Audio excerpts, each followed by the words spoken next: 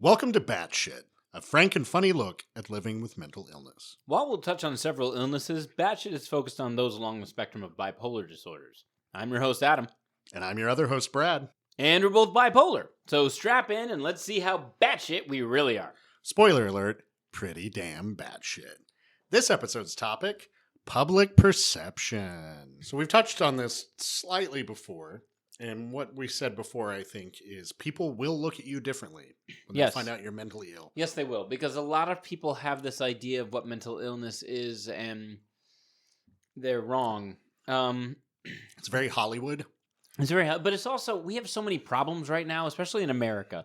If you're listening to this and you're not in America, ignore this, But we here in America, we see things like mass shootings occurring on a regular basis.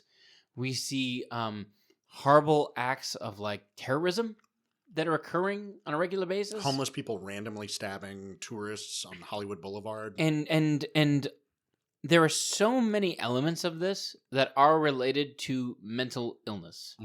However, if you are mentally ill, that does not mean you're going to go on some sort of killing spree or stab fest. That is not what mental illness is. No. 99% of people mentally ill will never do anything like that. No, in fact, they'll probably die alone in their apartment, and you won't know they're there until 3 weeks later when the smell's so bad that you call the superintendent. Or, unfortunately, kill themselves. Suicide is a lot more common than outward violence, unfortunately. Yeah. But, there are, and the disclaimer with that, is there are some mental illnesses that can create violent behavior. Psychopathy, sociopathy, schizophrenia in its extremes, usually out of some kind of paranoid delusion.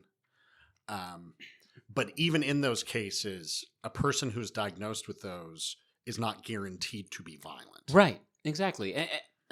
I think the issue that a lot of people have when they hear the phrase mental illness is they immediately go crazy. No, that's not what mental illness is. It has nothing to do with being crazy. Okay, there's a giant spectrum. Yeah, I mean, ADHD is technically a mental illness. Exactly, right? Obsessive compulsive disorder. These things that we kind of see as almost being benign. Yeah, I mean, they're not to the person who has to deal with them. Right, but they become the joke on this week's episode of a sitcom. Oh, man. Or a podcast with two jerk-offs who... Hi-oh! By the way, MailChimp is a great way to send and receive emails. Do they have to pay us, even though we didn't? They will now. No. I think it's funny, too, because like you said, it's very Hollywood, right? Because how many times have you been watching a movie, a thriller or an action movie, and the person who is the villain is schizophrenic or multiple personality disorder, right? And I'm like, and those two get mixed up a lot in all popular the time, culture, all the time, and they're two radically different things. Yeah, mental illness's perception publicly is so thrown because everyone looks at the media for what mental illness is, right? They don't look around them. They don't say, "Oh, hey, this the guy in the cubicle next to me suffers from clinical anxiety." Yeah, exactly. Or the woman across the street from me must have depression because X, Y, Z. They just sit there and go, "Oh, well, I watched M. Night Shyamalan's Glass. No, what was the name of the movie where he Split? Glass. They both, and they're like, "That's what mental illness is." Right. It's like, well, I mean, kind of, not really. I mean, well, and even with bipolar, there's an entire spectrum of bipolar. You've got cyclothymic, you've got bipolar 2, you've got bipolar 1, and whenever you see a character portrayed with bipolar in the media, there have been a lot of shows recently where they'll have the main character is bipolar or whatever. It's always the extreme of bipolar 1. Yes. Yeah. The first time I got diagnosed, the only time I got diagnosed with bipolar, they just said bipolar. They did not specify 2. And so when they said bipolar, I went home and started reading up on bipolar, and I'm like, oh my God. Is anyone I know real? Is all of this an illusion? The different scope of what bipolar is. Just it like never occurred to me before. It never, because I didn't know, because I had no education on the topic. Yeah, I think of mania as like a graph, right? Okay. And you've got 0 to 10.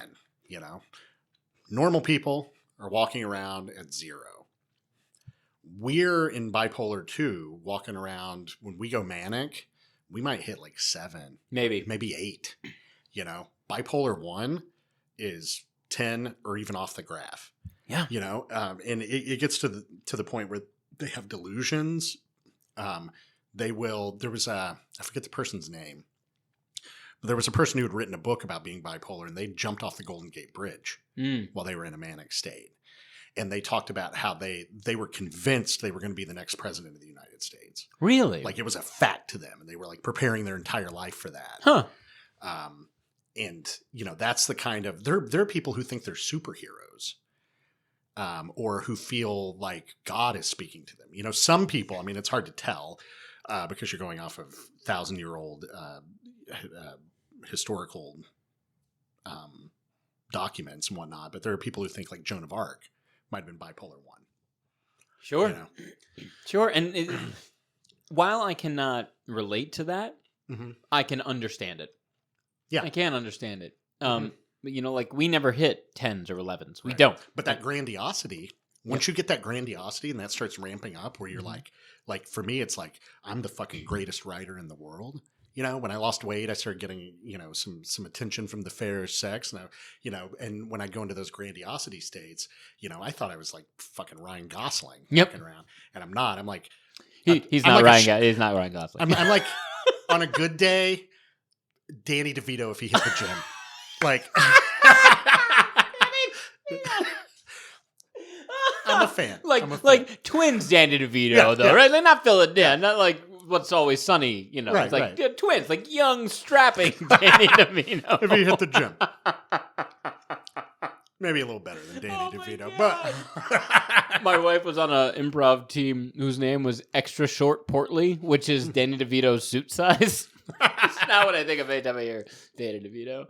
No. We love you, Mr. DeVito. Oh, please return our calls. For the love of God, return our calls.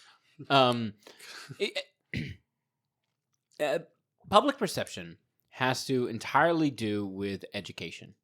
Yeah. And no one talks about it in any sort of educational environment unless it's from a psychological or psychiatry field. You know what I mean? If you train someone to be a psychiatrist, you train someone to be a psychologist, now you start actually hearing and learning about these various mental illnesses, right? Yeah. Otherwise, it's only hitting social media. It's only hitting the news if it's the extreme. Right. You know, today in Portland, a schizophrenic patient escaped the hospital, and he thought that lizard people were trying to kill him, and so stabbed a woman in the subway. Or, you know, man, I kind of had ADHD, so if you can get me some Ritalin so I can just stay up all night and knock out this fucking exam paper. I'm like, that's not... And people using mental illness as a byword for other states. When somebody's sad, we often say, "Oh, they're depressed." No, but yes, being sad is not being depressed. It's different. If someone is having, you know, they go from being in a bad mood to a good mood back to a bad mood, we might say, "Oh, they're being bipolar today." That's not what bipolar. That's not is. what it is, guys. It's not. And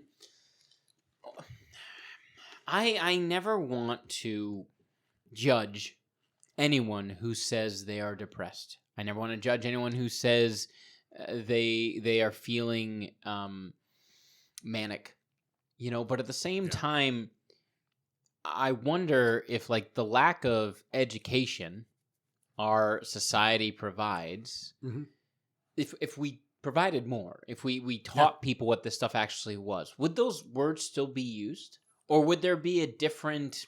It would be like how we no longer use, forgive me for saying this, but we no longer use the wword retarded to refer to something stupid. You know what? I think it would go the same. It would go the same route.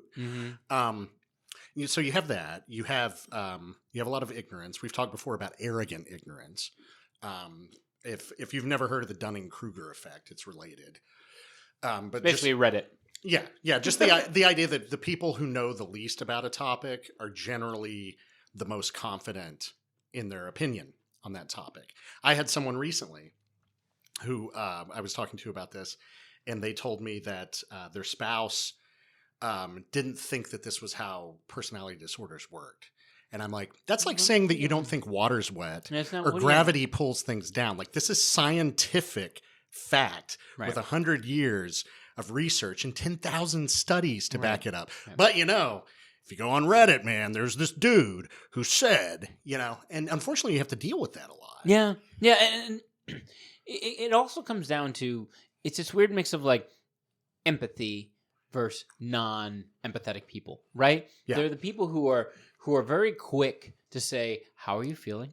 Let's evaluate how you're feeling, react to how you're feeling. And then there are people who are like, let's just brush all that aside. Yeah, the people with the least amount of empathy are probably the most likely to have the arrogant ignorance. Sure.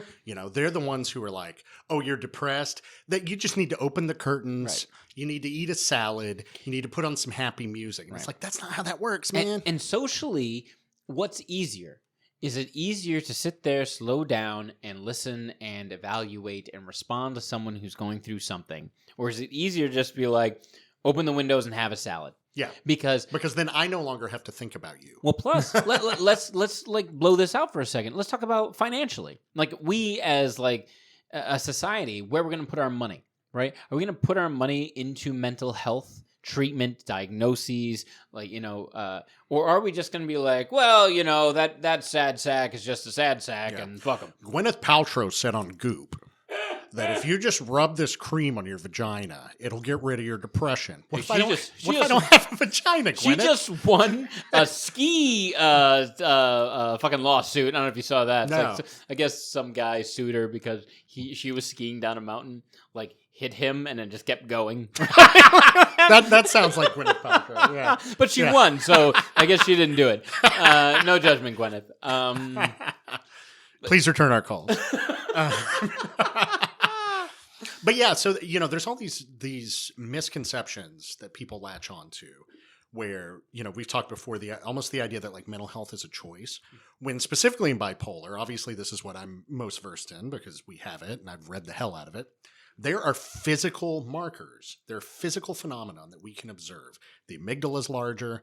In an EEG, you can see how the electrical patterns in the brain fire differently. But none of that is like visible. Right. Like, that's the problem, right? Yeah, and so it doesn't. And when you're talking this arrogant ignorance, these are people who, I made the joke about Goop, but they read Goop.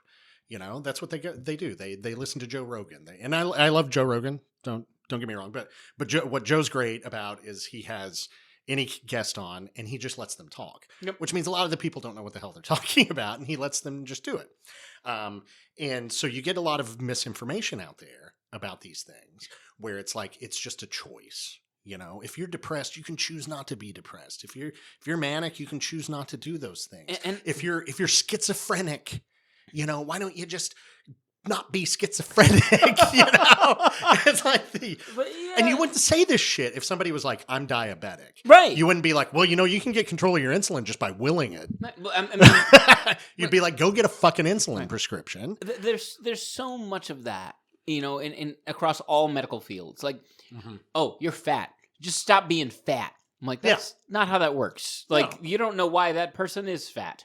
You know what I mean? Yeah. There's 1,000 metabolic factors. Yeah. Oh my God. Why can't you read? Just read good. Just try and read good. And I'm like, no. You know what? Dyslexia is a thing, man. Yeah. Like, and sometimes just like us with bipolar, you don't know that you have, say, dyslexia, right? Until you're an adult. Henry Winkler is dyslexic. He wasn't diagnosed until he was in his 50s. He spent his entire life just thinking he was stupid. Yeah. Because he would get these jobs on a movie, and he couldn't read the script. And he'd have to have somebody read it to him, and he just thought he was an idiot. And if like somebody had just diagnosed him earlier. Yeah, and at the same time, though, you go back and look at Henry Winkler's career, would he have had the same career if he had been diagnosed earlier? Because it's probably affected like every aspect of his life. Yeah. Who he's turned out to be, how he's had social interactions, when he's auditioning, when he's playing a character, the choices he makes. Like, it'll all stem back to this feeling of inadequacy intellectually, which then, creates a new character, a new person. Yeah. Well, and we're in a period too, and this is because people don't understand how science works, right? I know I don't. So, and what I mean is at its most basic, science is not answers. Science is a process. So the scientific community today may decide based on current evidence that something that we've believed for 20 years is wrong. And then 20 years from now, more scientists might decide, oh, well, wait, you guys were missing this piece. Because science is a process. We're constantly performing studies. We're doing peer-reviewed research. That's a key term I've talked about before. And science is constantly evolving and it's changing. Unfortunately, the way the human brain works is it's very black and white. Yeah. We don't deal well with shades of gray.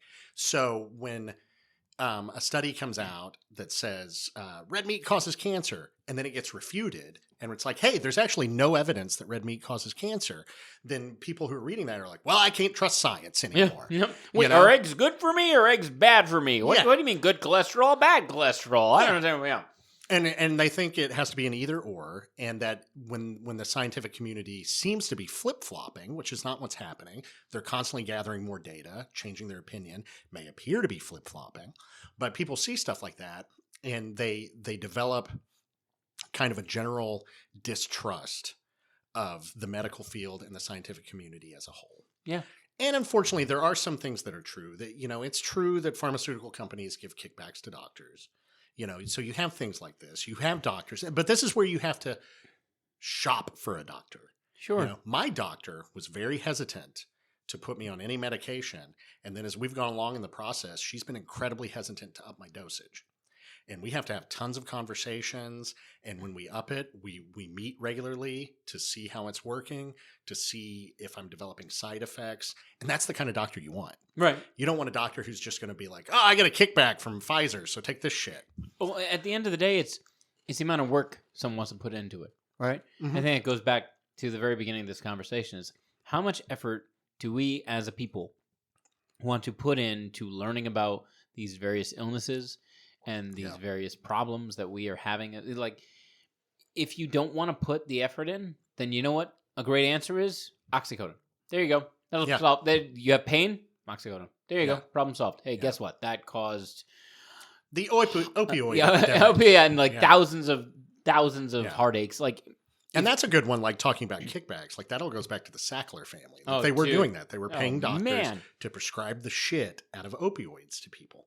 And so again, you as the general public, you hear those stories. They do happen. And you hear them, and it discredits the entire medical community. Right. Yeah, all of a sudden you don't trust your doctor. Yeah. Your doctor prescribes you anything. You're like, well, wait a minute. Yeah. Hold on. I don't need to become some sort of addict. And they're like, well, no, you need this medication for your diabetes. Yeah. And in the age of the internet, ignorance runs rampant. Oh, so anytime my wife is like, I'm going to Google or WebMD, I'm like, no, you're not. Stop. Just hard stop. Well, and even the terms you use, right? So this is something I came across during the height of the anti-vax bullshit, is if you Google, do vaccines work, right? It doesn't seem like it. That's already a biased question. Because the question itself is implying that they don't. That there's a chance they don't. So when you Google that, your first hits are going to be anti-vax sites. Right. So the first information you're presented with is the incorrect information. Well, and that all goes back to the whole idea of like, if you're asking for someone's opinion, you've already made your choice, right? It's like, I don't know, you guys have all had this in your life where you've been like, should I date this guy, or should I buy this shirt, or should I take this job? You've already made your decision. What you're looking for is someone to reinforce your decision. So when you type something like that into Google, do vaccines work? You've already decided vaccines don't work. Mm-hmm. Vaccines don't work. Let me tell you, just in case you're on the fence, when we had kids, I spent weeks researching this, and every piece of quote evidence, unquote, against vaccines is so filled with holes that you could make something that you make with Swiss cheese. Nice. Cordon bleu. Oh, there you go. Yeah, there we go. Hey, cordon bleu. Ham and Swiss. You could just come with a ham and Swiss sandwich, but basic. Yeah. Cordon bleu. Bread's real French. Oh. But yeah, that's the problem, right? Is like, people already have their minds made up about these illnesses and what they are and what they mean. So when they go to research it, the terms they're using even It's confirmation bias. Right. And that's the other problem with the internet is it's all built up on confirmation bias. Right. If you were to type in people who are mentally ill into Google, can you even imagine? Let's see.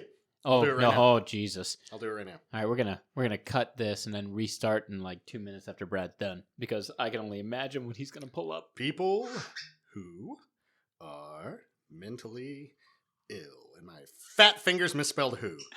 Okay. First one's Mayo Clinic. Mayo Clinic, okay. Yeah. Second one, Mental Health America. Okay. I'm not familiar with them, but that sounds like it could be legit. American Psychiatric Association. Okay. Okay. Yeah. So we've got some stuff. You know what? Then that's on me. Like I assumed that if you were to type in people who are mentally ill, you're gonna get things like Ted Kaczynski. Let's try this though. If you were to say, "Is depression real?" Ooh. Let's see what that does.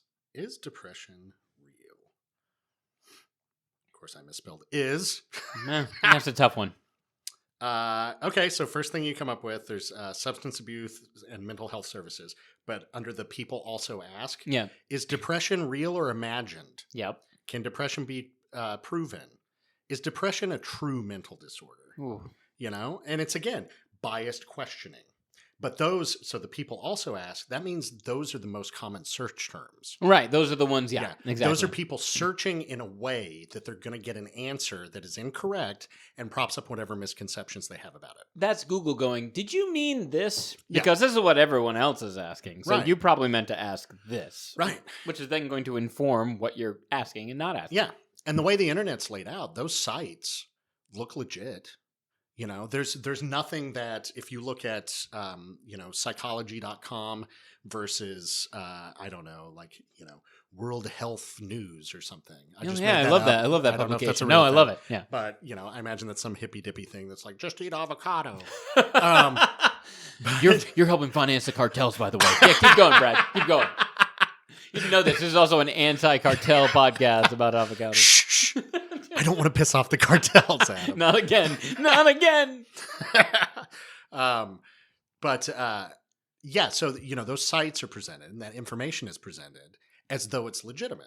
Like it's hard for the layman to be able to tell the difference between legitimate scientific research and bullshit. Right. Because at the end of the day, what is it? It's words on a page. Yeah. It's words on a page. If you got, and we're not saying this to judge any of you out there who've made this mistake. No, of course I've made this mistake in the past. Like I said, when I had kids, I researched about vaccines because I wondered if they were real. I bought into that shit. Sure. And then when you go through all the data, vaccines are fine. but then you have to sit there and go, if you have an opinion and then you find out your opinion is wrong, you have to be man enough, for lack of a better term, to admit that. And a lot of people have a problem with that. Yeah, they do. And that's, again, where arrogant ignorance comes from. It's a lot easier to double down on being wrong than it is to admit that you're wrong. Right. Yeah. Right. And that's a very difficult thing. I don't know about you. We make broad generalizations here about when we were younger. Sure. But, so maybe it was a cultural thing. And, maybe it's not true for you guys who are younger out there. I don't know. But when I was in my 20s, that's how I was. It's like I would have an idea. And if I found out it was wrong, I would double down on it. And the more confident I acted about the idea and the angrier I got when someone challenged my opinion, the more people thought I was right. That's the unfortunate thing is it works. Well, and what I will say is that I learned that by witnessing it. Yeah. Like I witnessed the people in high school, for instance, who were just like, I think this. And then you would try and get like a word in edgewise, as I'm sure the bookish person you were, and they would shut you down just by being louder and more arrogant than you. Maybe, excuse me, sir. Pardon. The data here shows that. Shut up, nerd! Get in that locker. Right. So what you learn is you just have to be louder. You learn what the inside of a locker smells like. That's true. Not good. Not good. The answer is not good. But no, so you learn to just be more confident. Yeah. Even if you don't know what the hell you're talking about, just be more confident. And I think that... And be louder, be cockier. And never back down. Right. And learn how to phrase what you're saying as statements of truth, even if they're your opinion comes out as a fact. Exactly. And you start to believe your opinion is a fact. Right. And, And then the non-discerning audience will just be like, well, this person must know what they're talking about. This person is a person of authority. Yeah. This person is in a position of power. Mhm. Therefore, what they're stating has to be truth. Yeah. And because I haven't done any of the research, and because I am maybe new to this topic of conversation, there's my new opinion because this person said it. Yeah. And you see that. That's interesting. I mean, this could be a whole other topic, but you see that a lot in relationships. It's Sure. like, whatever one spouse believes, the other one naturally ends up believing. Mm-hmm. Probably because, not only do you have that going on, but if you sit in a room with someone for 8 hours a day listening to them like, bah, bah, bah, bah, bah, bah, bah, bah, bah, just hammer your fucking psyche with this shit. Eventually, all right, easy, Tucker Carlson. Hey, maybe they're right. Maybe they're right. Maybe avocados will cure my cancer. Oh, God damn it, Brad. I think it's important to start a conversation. We don't have the answers. We said this 2 or 3 episodes ago. We don't have the answers to any of this. And neither does anyone else. Right. Because science is continually evolving and learning and changing. Right? So what we know now about bipolar may change in 5 years, 10 years, 2 years. I mean, already, what they used to call it manic depression. And they used to treat it with electroshock therapy. Yeah. In very rare cases, they still do. Right. Like when it's, I think typically with really bad bipolar 1. Mm-hmm. But that's another one of those things. Like we can look back, and Scientology loves to jump on this. Oh, bro. There was a barbaric history to psychiatry. Much like there was a barbaric history to dentistry. Like anytime we started something medical, I mean, hell, go back to World War II. Like you got Civil War, sorry. Like you get a scrape on your arm in a battle. It's like, well, I got to saw that off. I imagine just this like psycho doctor on the field is like, hey, I got a cold. I got to saw your nose off. And you know what? That doctor had a mental illness that was not diagnosed. But there is unfortunately, the early years of psychiatry is filled with barbaric shit. Yeah.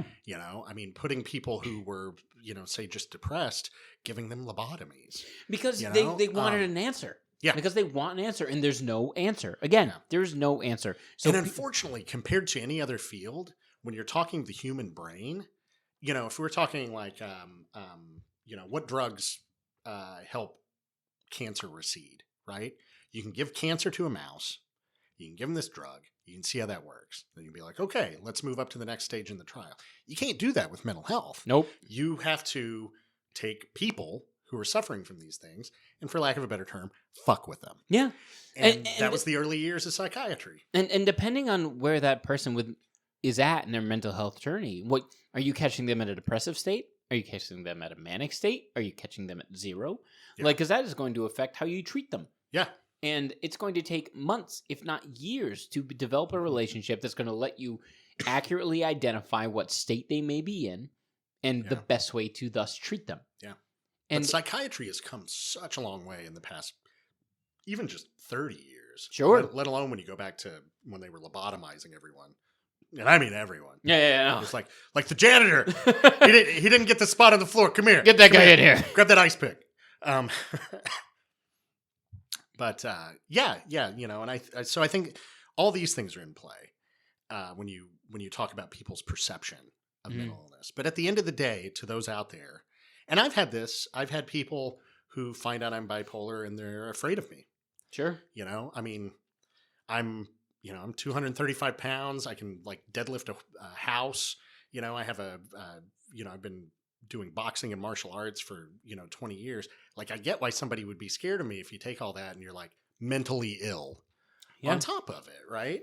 Not to mention the fact, if you've ever seen me work out, like he's got some scary faces, guys. I was squatting today. I was so proud of myself. I did 565 for the first time in my squat. Dude. Yeah, my squat last year was like 340, so like it's just like exploding. Yeah, it's weak. Yeah, and but I was so happy with it. But as I was coming up, my face was red, my vision blurred, and I made this just like screwed up my face, and I made this noise. Let me see if I can recreate it. Oh, here. Please. like a llama hacking something up. So I get why somebody might be afraid of me. But even if it's not in a situation where like they're viewing you as like a threat, even just like trying to have a conversation with someone, like the number of times I've said to someone, "Oh, by the way, I'm bipolar." I say it casually. because I want to talk about it. Yeah. You see people be like, whoa, like, yeah. Can we talk about this? Is this okay to talk about? Like, yeah. I'm like, don't pussyfoot around it, man. Like, just have a conversation. Like, yeah. Or even like, maybe I should go over here. Yeah, because yeah. even if they don't think you're violent, right? Which unfortunately, like that is a misconception that some people can have. Even if they don't think you're violent, they can think you're unstable. They can think you're volatile. Sure. They can think, I have no idea where this conversation is going to go. Is he going to start talking about... Why is he bringing this up? Why is he talking about this now? Is this something that's going to... Why are his testicles hanging out of his pants? You know what, Brad? And that's just a fashion. That's how I live my life. Yeah, that's what I try to explain to them. This is the new fashion. Balenciaga by Brad. Anyway. Disclaimer, my testicles stay in my pants 24/7. Yep, Shannon, make sure. Long story short, boys and girls, please keep in mind that have a conversation before you make a judgment. Do real research. Talk to real people. Don't just watch a movie or listen to a news report or read a random article on a random website and start forming opinions. Much like, I view it like trying to develop a relationship with anyone. If someone is going to sit there and say, hey, this person is bad, this person is good. If you've never met that person, if you've never had a conversation with that person, then that's on you for judging that person ahead of time, right? I feel the same way about mental illness. Mm-hmm. If you start hearing like, oh, bipolar is like this, or bipolar is like that, and you haven't taken the time to have a conversation with someone who has it, or done the research necessary to inform yourself about it, then you know what? You're kind of being bigoted, and you're kind of being judgmental, and that is only hindering the progress of we as a society accepting mental illness as an everyday thing. Yeah. And especially if it's someone you're close to. Like, I've had a couple of people since I got diagnosed who just cut me off. Sure. And I imagine from their standpoint, it's either scary or just too much to deal with. Or they don't believe it. Yeah. Or they don't believe it. Maybe they don't believe it. And for those of you out there who do struggle with it, just know that you're going to have these misconceptions and that there's going to be people with these perceptions, and take solace in the fact that no matter how smart they seem, they're fucking idiots. But not you, the cartels that run the avocado. Yeah, no, the game. cartels. No, not the cartels. The cartels, I te amo. Te llamo avocado. Is that you say it? Te llamo avocado.